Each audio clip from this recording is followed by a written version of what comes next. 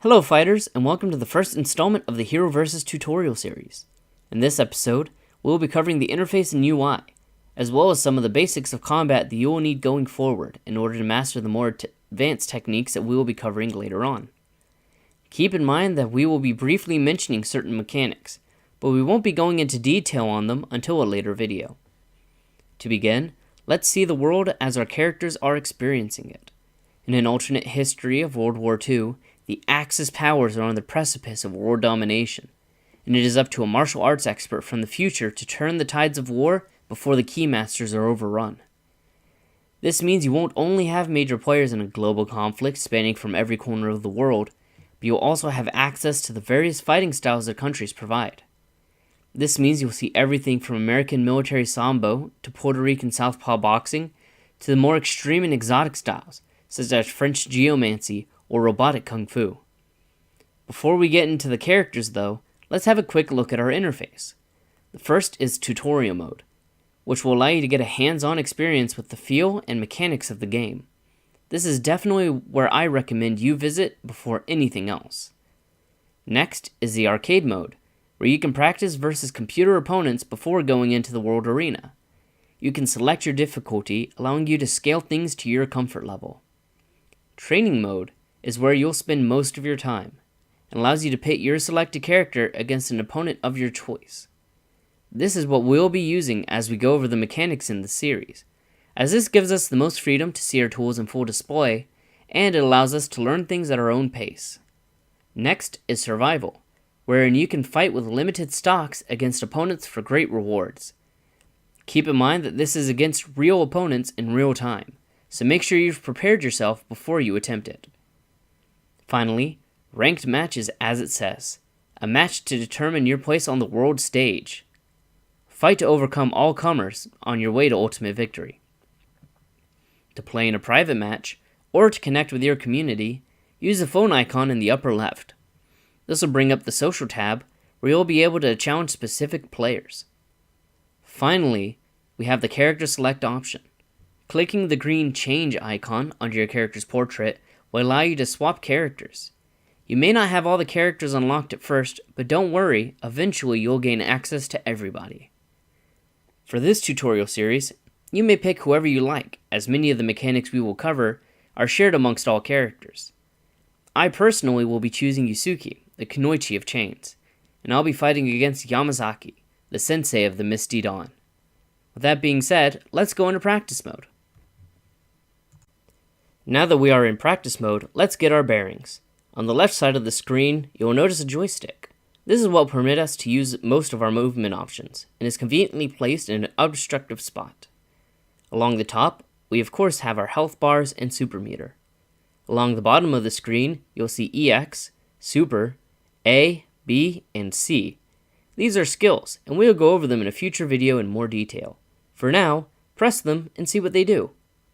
Lastly, you will notice a large empty space on the right side of the screen. This is where you will be able to input your attacks, such as taps, swipes, and swipe holds.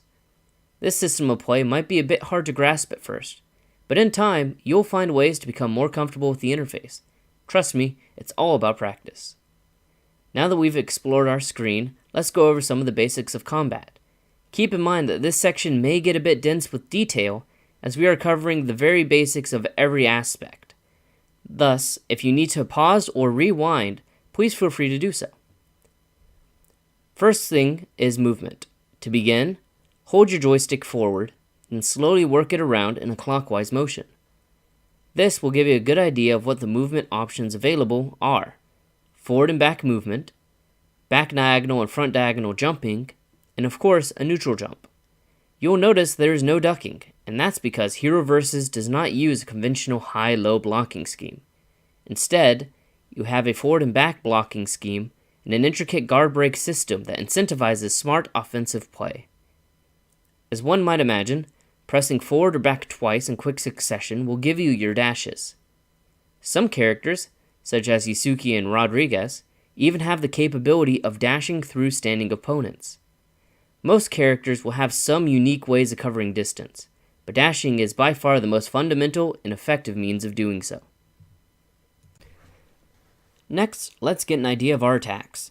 As mentioned before, you have 3 flavors of attack options: taps, swipes, and swipe holds.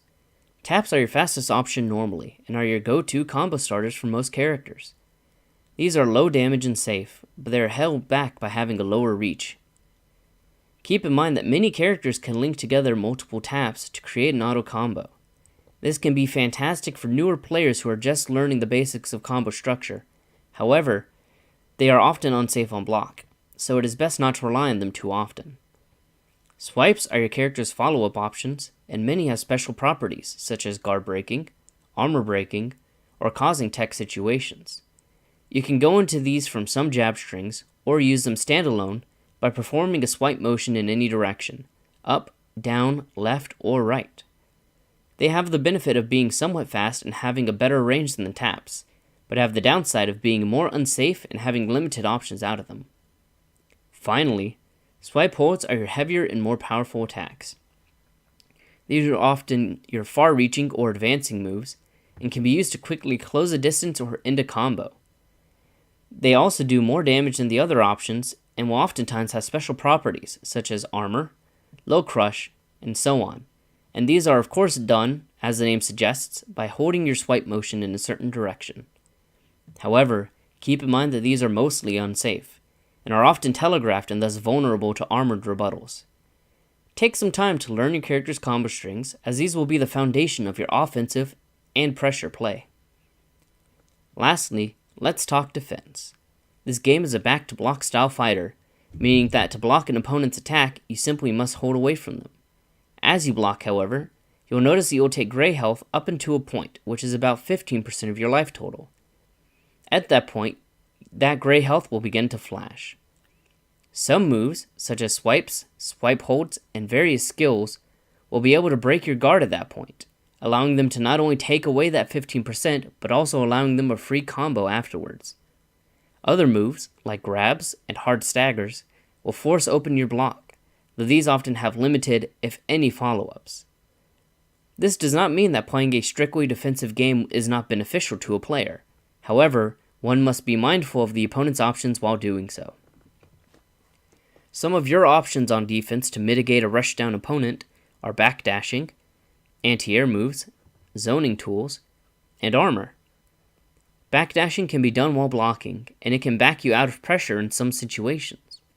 However, a mindful opponent can punish you with an advancing normal if they see it coming, and it is less effective in the corner where there is less room to run. Anti-air moves are air immune, meaning that you are able to go completely through an opponent's air attack and punish them. As air attacks are many characters' best options for starting or continuing pressure, this will often be your best method of counteracting it. Zoning tools vary from character to character. Some characters, like Deadman or Lilith, create obstacles for your opponent to move around. Others, like Yusuke and Yamasaki, have direct projectiles, which can be used to pressure or punish opponents who tend to play at the mid or full screen. Learn your character's options in this regard, as not every character has these tools. Finally, armor can be used in a pinch to force opponents away by punishing small gaps in their strings. However, armor can be broken if read, so be mindful. Also keep in mind that armor moves are normally slower and unsafe on block, so pick your moments well. Learning your character's options and the means of getting out of pressure will enable you to generate opportunities for victory where there would have been none before. But again, this comes with patience and experience. If you don't seem to get it at first, don't be discouraged. As you play more and learn, you'll become more aware of both your opponents and your own tools, and the means by which you can use them. As stated before, it all comes with practice. That covers all of the basic mechanics and lays the groundwork for our next part, skills and combo structure. I look forward to seeing you all in the dojo next time. Fight on, Master.